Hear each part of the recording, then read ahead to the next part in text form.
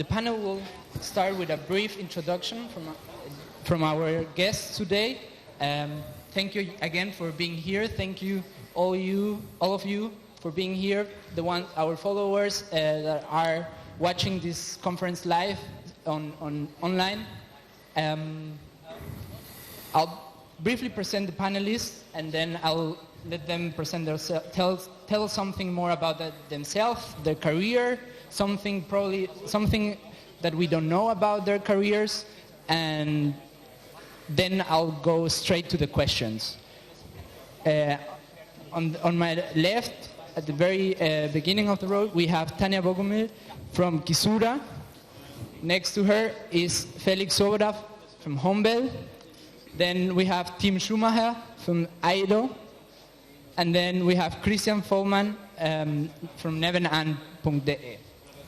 So, as I said, the topic of this panel is from startup to scale up, the challenges of a growing company. The first question I want to ask is probably for everyone, but I will start with Tanja. There are many challenges to any company that is growing. And bound to that, there are loads that come and complexity increases as you grow. Do you need more roles, more hierarchies, more processes? Or is this unavoidable? That's the question. So you mean when scaling up the business, how important are processes and like changes in hierarchies? So to be honest, in our experience, what we always do, we try to break the things. So we see always how long is like the current setup in our company at Kisura working, and as soon as we realize that there are gaps in a process, that like workflows are being hindered and are not running as smooth as they used to be, it's time for a change. So it's a very dynamic process that you need to be prepared of when moving from the starting up phase to the scaling phase. But I also always say that one should not start to over-engineer in terms of processes, but just like see what is required to be fast enough in everything that we do, and then develop just the things on the go. So create the problems first and then solve them on the go. So you would say in the end that this is not something that a company that is growing can avoid at any... Absolutely not, yeah. Okay. Yeah. Maybe Team, you have also a lot of experience with companies that have a scale up. In your opinion, how do you strategize and innovate as your company in terms of the structure of the company when you're growing and going from one phase to the next? Yeah, so I have the happy situation that I can now, with my current company, with IO, and maybe I should say a sentence or two what we actually do. We're more known by making AdBlock Plus, a software which protects users from annoying online advertising. So we're known by our product, not by our company name. But my company before was Sedo, the domain name marketplace, and I founded that company and grew that until we had about 300 people, including our affiliate unit, and the company was public. So I'm in the pleasant situation now to actually be able to see in my current company some things happening exactly the same time, because we're in the same stage. So IO has about 80 people now, and on the other side trying to avoid some of the mistakes we made in the first place. And so one thing I see is that what is most crucial is really the time between around 50, so between 30 and 80 people is in my opinion an extremely crucial time in scaling up. Before that you make all kinds of mistakes, you iterate your product market fit, you can much easier revise decisions, but actually all 20 or 25 people can actually fit in one big office and they all know each other, and then it starts to slip. So with 30, 40, 50 people, you need to have somewhat of formal hierarchies, even if you try to avoid that as a startup founder. I think it's an illusion, even no matter on how flat a company is, and no matter on how much you all like each other, there are hierarchies. And as a founder, you try to deny it for a while, because you also your employees to be part of a team, but they are there, and you have to establish them, not in a hierarchical sense that you actually tell people what to do, not at all. But at the end, you need to make certain decisions, and so that is a painful process for any founder to find the right people there, and to hire people for different functions, which I find crucial, who are better than yourselves. And that is the core learning. And then also equipping those people with the possibility to do their decisions on their own. And then I think essentially with that tool set you can grow the company to a couple of hundred people. I've never experienced to grow a company to a couple of thousand people. That's probably yet another challenge, but one I guess very few of us will have over time. But there are other events to ask for that kind of thing. But in the startup world, I think this is kind of the crucial phase. So when you are transitioning from one stage to the next, how do you maintain a startup culture within your organization? Maybe Felix, you can go ahead and tell us what Homebell does, what you have experienced in your career, and let us know also if you have lost that startup culture that maybe characterized your company when you started. Does it still, Homebell has its own startup culture? Sure. Well, we at Homebell are basically building the global brand for home improvement. So we want to enable customers to book home improvement services like painting or flooring online, like you'd be shopping with Zalando and buying a pair of shoes. And our aim is to make people's lives simple. And therefore, we also want to build a really, really cool culture, because we think that really attracts the best talent. And that's why we also always focus on that startup cultures where everyone's hands-on, and where we all like to work together and focus on a great team. And we've just been awarded as one of the most interesting employers in Germany by Business Insider, and I think that reflects that. So we are really, really investing heavily in our team. We empower our team, give them a lot of responsibility, and train them, and also have a lot of cool events where we all hang together and have a good time. So you still conserve that true startup spirit. That's great. Christian, would you say that from your experience in social entrepreneurship, would you say that this type of evolving process is something? There are any difference to the social entrepreneurs and social and startups that have a more focused social impact? Do the hierarchies also change? Do the startup culture inside the organization change? Tell us. Right, so I'm Christian, the founder of nebenan.de, and we are on a mission to actually combine the best of two worlds. That is the startup world, the for-profit startup world, and the non-profit social impact world. We are a for-profit business, so we are a startup, and we want to do also revenues and profit in the long term to be able to finance what we do also long term. We build social networks for neighborhoods. Basically, you can think about it as a platform for neighborly interaction and neighborly help.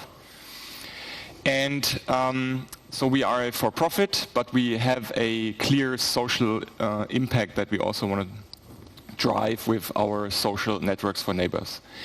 And that actually helps us a lot, because our social impact is actually like a campfire that is burning every day in the middle of the office, and we all sit around it and warm ourselves, because it gives it really gives meaning, and it gives a common cause that we all aspire to and we all work for. And that really helps in creating and maintaining a good company culture. Because in German we have a saying, der Fisch stinkt vom Kopf, so the fish starts smelling at the head. So for me, company culture really is what the founder and the top management do That's what the company culture ends up being. So it's not about putting a vision and mission statement up on the wall, and then the founders don't live up to that, then you can forget it. You can put it in the garbage bin. It's not worth anything. If you create this company culture, you have to live it yourself as the founder. And I think what's really important, I do think that you can have too many processes, you can have too much hierarchy in a startup. It can kill both creativity and also decision making. But what you cannot have too much of, in my eyes, is communication. You cannot over-communicate. It's very important that you communicate a lot, again and again. What are we doing? Why are we doing it? How does your job impact our goal? And the second thing is, I think, transparency. So that you are really transparent. At Nebenan, every single employee knows everything about the company. We don't have any secrets, and your employees really value that and are really gain a lot of motivation from that. Great. Daniel, if I may just sneak in here, because Christian, you mentioned a super important aspect, that is the importance of values. And to give you maybe a very hands-on example, from my experience, so I co-founded Kisura with a friend from studies, with Lynn. We are an online personal shopping platform for women, and the very first thing that we actually did before after we created the vision of what we want to do with Kisura, that is disrupting the female fashion market, is we actually sat down and set the values in stone that we wanted to build the company up on. So we defined 3 core values for us, that is excellence, that is openness, and that is loyalty. And today we are soon celebrating our 4th year, so we are just in the middle of this growth challenging process, and I just recently realized again how valuable it actually is to always know where one comes from and to know on what kind of values one wants to build the business. And then of course the challenge is, once you grow the team, how do you make sure that basically everybody is at least almost as connected to these values as you are as founders, because like you said, like the fish stings from the head. So, and then here, when it comes about communication, it goes back to what kind of processes do you actually need to make sure that information is floating within the company, and that your message that you want to send out as a founder actually reaches your colleagues, reaches the team, and yeah. So. How was it for you to start gaining more responsibilities during this growing phase, and then to delegate? As you just mentioned, it's hard to bring everyone on board, but once you manage to do that, I guess it's very simple, or makes the things easier to you. And how did you manage to delegate that type of responsibilities and tasks that you were performing before as a founder to the new management levels? If you want to add something, Tanja, on that? Yeah, so delegation can be pretty tricky, I have to say, because when you start as an entrepreneur, you know what you're going to do, and it actually is a challenge to delegate responsibility. At least for me as a founder, it was one of the challenges. So I think there is no clear how to do that. I mean, the bottom line is trust. So you've got to trust the people, and also, as you mentioned it before,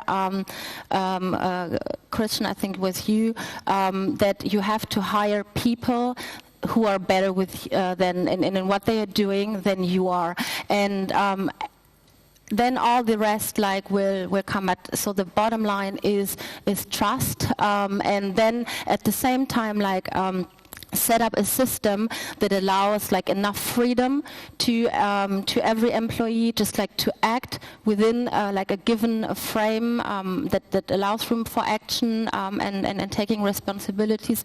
Monitor it, so stay close enough to it, but at least try not to like intervene too much and just like let people do their job, because that's what they're good at. Moving on to a next topic, investments.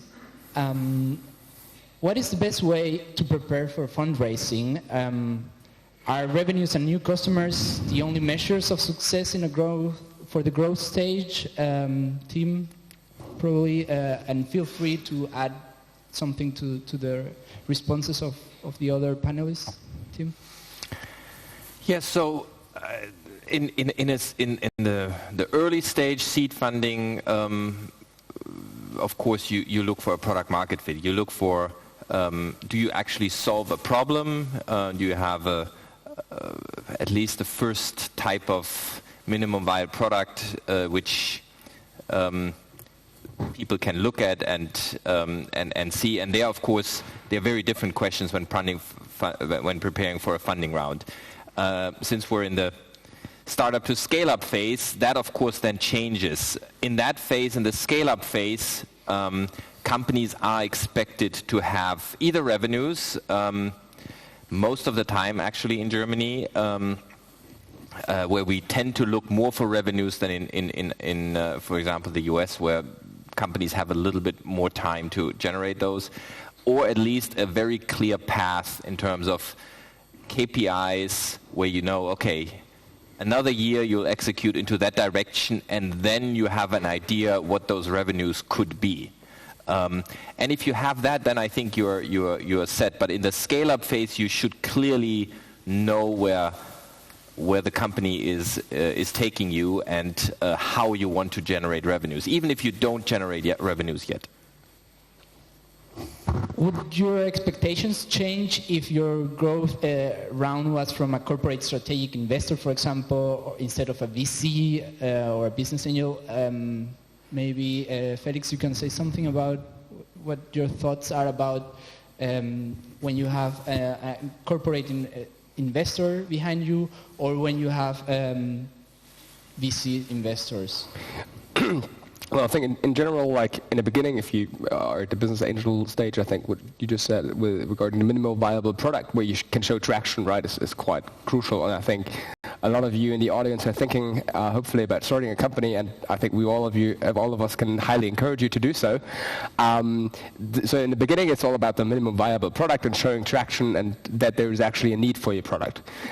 So later on, that changes when it comes to venture capital investments, where people look a lot at data, and where unit economics, for example, I think are most important, where you can actually show that you can build a profitable business in the long term.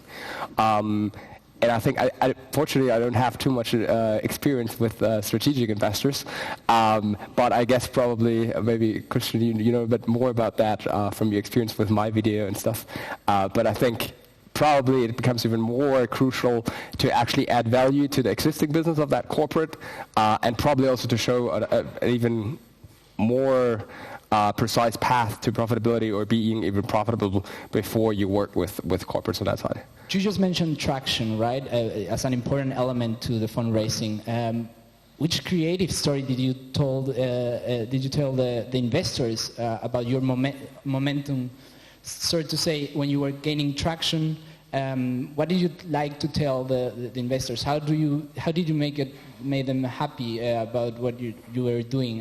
Is there a magic formula for them happy? I think it's mainly about creating value for customers, right? So if you're actually adding value. So for example, we at Homebell, we founded the company when we were skiing, and my co-founder asked me if I knew a painter that I could recommend. And all my friends work in tech, so I didn't know any painters in Berlin, so I didn't know who to recommend. And we were wondering why there wasn't a service online like Zalando where you could go to and book home improvement services like a painter, and then realized that there was a clear need. And then we sat together in my living room and basically had the first minimum viable product, just a website where you could register your interest in buying home improvement services. And there were a lot of requests coming in, so we realized that there was a huge market need, and basically started selling home improvement services online. And I think within the first 2 months we had 6-digit sales numbers, and that grew constantly, and basically people could see from our data that there was a huge demand, and that's how we basically showed the traction. Christian, how do you achieve market validation for the products? Is there only about it is only about more customers, revenues, generation, or do investors see value somewhere else too? How do we achieve market validation for your products? So, is there something else that investors look at you apart from traction that you're gaining? Well, I think market validation really differs from stage to stage, right? What I can recommend to anybody who is thinking about, who has an idea and is thinking about, should I do this or not? Because we all want to be risk takers, because without risk you cannot be successful. But then we don't want to take stupid risks. We want to take smart risks. So how do I, if I have an idea, how do I find out whether this is a smart risk doing it or a dumb risk? I advise you to prototype your idea, prototyping.org, so not prototyping, prototyping. It's a step before building a prototype. Prototype costs time and money.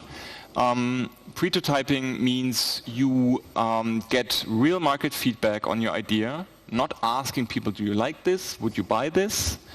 Because that doesn't work with innovation. Henry Ford said, had I asked my customers what they wanted, they would have said faster horses and not give me the automobile, right? Because it didn't exist. So what you have to do is you have to build a prototype. Famous example, Elon Musk taking the Lotus Elise, a car which existed, telling people, I'm going to electrify this. If you want to own it as an electric car in 2 years down the road, give me $5,000 now with your credit card. So many people did it that he saw that there was real demand and that it was a smart risk to take. Plus it gave him money to work with. So very smart idea. And that's what you want to do. You want to do a prototype. Now, later, of course, market validation looks different. It's, for example, still in Germany, too many people are obsessed with their product. They want to build the perfect product, spend a lot of time on it, only to launch very, very late with it, and then find out that no one is using it. So they spend too much time on the product, not enough time thinking about how do I get customers. Reid Hoffman from LinkedIn said, if you are not ashamed of the first version of your product, you launched far too late. And he's absolutely right. When I think about how nebenan.de looked like in the beginning, I mean, oh my God, right? It was awful. But that's the way you have to do it, because the moment you go live, you get real feedback from real customers. And then it's about growth metrics, but very soon it shifts into the bigger you get, very soon it shifts into really engagement metrics, meaning, is this a one-time fad? Is it a trend? And once everybody used it once, they never come back? Or do people actually come back, use it regularly, and make it part of their daily or at least weekly lives? And that's what investors then look for. And of course, then it shifts into revenue and profit and so on. So it really depends on which stage you're in. In the growth stage, is there right now too much pressure to keep on growing, to keep on gaining customers and generating revenues from the investors? How was it for you, Tanja, at Kisura? So you're mentioning one very important aspect when it comes to dealing with VC money, actually. That is a little bit this paradoxy of VC money. So VC money provides you with funding power to grow, to acquire new customers, and at the same point in time, so you push your revenues, but at the same point in time, you're not on a path to profitability, because either you go for growth or for profitability, and so you generate revenue increase, but at the same time the accumulated costs also are increasing. So the question is always like, what's next? Like, when is the new round coming? After Series A, there is a Series B, C, D, you name it, following. And so this is what we call a little bit like this paradox of VC money, that is that as a startup you are condemned to grow, basically. And the big question is, what if the next round doesn't come? I mean, nobody has this glass ball where we can like foresee the future. So and it, as it was mentioned before, it's all about taking responsible assessed risks. So but as an entrepreneur, this is also like based on our learnings. I mean, obviously one can only manage a very limited number of risks. That is like some not even everything that is related with internal risks, can be managed. And I'm not even talking about like the developments on the market. I mean, what do you do if you have a big competitor who is forced going out of market for whichever reason? Like, how will any shock in the on the market affect your business? So this is all these kind of questions that we always at Kisura integrated into a scenario planning. That we do, Lynn and me, on a very regular basis. That is where we assess our status quo in the company, we assess the market, and we just play this what-if game. It's not about getting lost in like future problems or so, but it's just about being very well aware of the situation where we as a startup, we as a company are in, and then it's all about like figuring out alternatives, because let's face it, like from entrepreneurs' perspective, going out of market should always be like the least options. So here again, like what I can only advise everybody here, based on my experiences, have a very clear understanding of where you are, how you want to grow with the company, and just be prepared to come up with like any alternative plans or so. Yeah. Christian, you want to add something?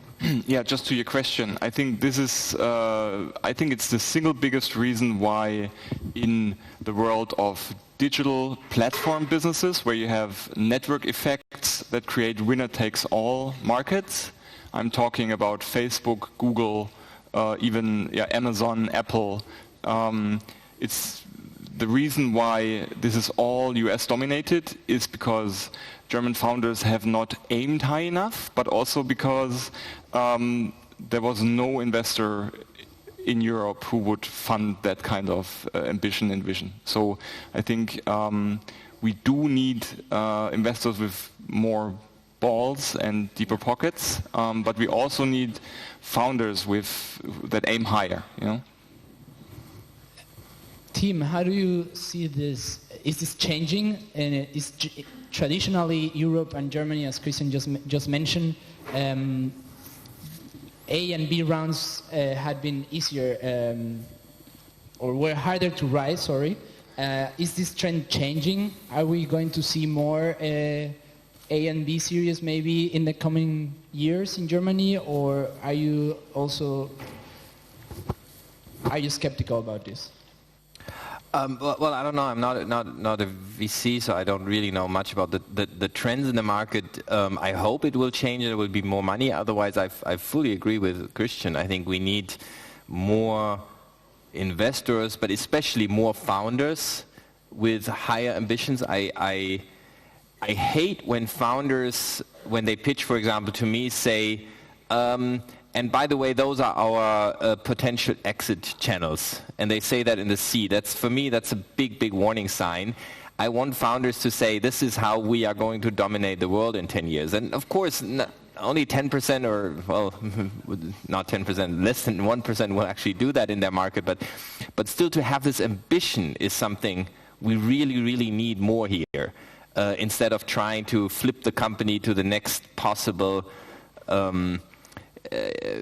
exit candidate from the US, or to eye for some strategic investor who somehow will save your company. I think Tanja said an important thing about how the funding can also change you and that pressure. And I've seen many companies who bound to that pressure, and then because there's a new investor who requires something new, they change their model to just satisfy that VC or that corporate investor, and you should just go and try to stay course. Of course, it's easier said than done, but it's that's what I really wish for a lot more founders. And Tim, when I say this, it's actually self-criticism, right? Because that's what I did in the past myself. Mm-hmm. Selling my video far too early, etc. Yeah. And I did the same with Sedo. We sold our first stake for 400,000 euros for 40%, and never raised any more money, and sold initially, then later the company for over 140 million. But of course, the first 40% were the most expensive money we've ever given out. Mm-hmm. And of course, that's one of the mistakes I've tried to avoid now. And I guess you too, right? With Nebenan, you're avoiding the mistakes from your first ventures, right? Yeah. Yeah, and I can only agree with Tim. If a founder in the first pitch thinks about his exit, that's a clear no-go. And I do see more. And A/B rounds got easier. They did, but that's not the question. The question is, what about the C and the D round? Because look at Facebook. Look at all of them. They raised billions of dollars in A, B, C, D, E rounds. Look at Uber. I mean, it's crazy. Yeah? You can argue that it's too crazy, but this is still not possible in Germany or Europe. And I think it needs to change. But first, it's probably right. This is the hen and egg problem. Do we first need the money or first need the founders? And the thing is, we first need the founders. But I think we are starting to see first of those founders, like for example the Trivago founders made a lot of things right. We have Iyad from ResearchGate. He is really going for the huge vision, and he's 9 years into it. He is being approached to sell. He won't do it. He wants to really change science for the better, and he's going for it. So I think we're slowly seeing those. And they need to be successful and then serve as lighthouses, examples, so we get more of those founders. That sounds like a very positive outlook, which I look forward to see. Felix, maybe turning to another topic. In your opinion, what did you do right when you were founding your company, when you started your business? I mean, we always ask what you did wrong, but what did you did right? I don't know. Well, I think probably the market can evaluate what we're doing right, but probably we're creating value for customers. And I think that's the biggest push we did. We're trying to build a good service that's actually creating service quality in our service to the customer. So bottom line, our customers are saving time and money when they are doing home improvement services. For our suppliers, we basically generate them additional revenues and profits. That's why they love us. And we're also creating value, hopefully, for shareholders and our team, and also for basically our society, because in Germany, a lot of home improvement services went without writing an invoice and paying taxes. And just talk to Florian.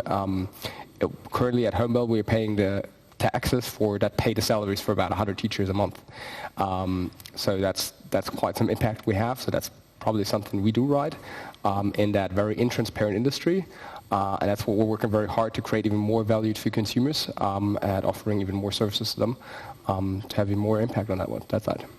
Tanja, what did you do right? Yeah, I would. I totally agree with what these steps that Felix mentioned. I would even go one step before when it comes about what we did right when we started up the company. We got the right founding team, because in the end we talked already about the people. So, and I mean everything else that is related to operational excellence or just making right decisions is only possible if you're a killer team. The biggest question is always like, how do you find like your best co-founder, like the best co-founder? You don't need to find another you. You need somebody whom you can trust, like very first, of course.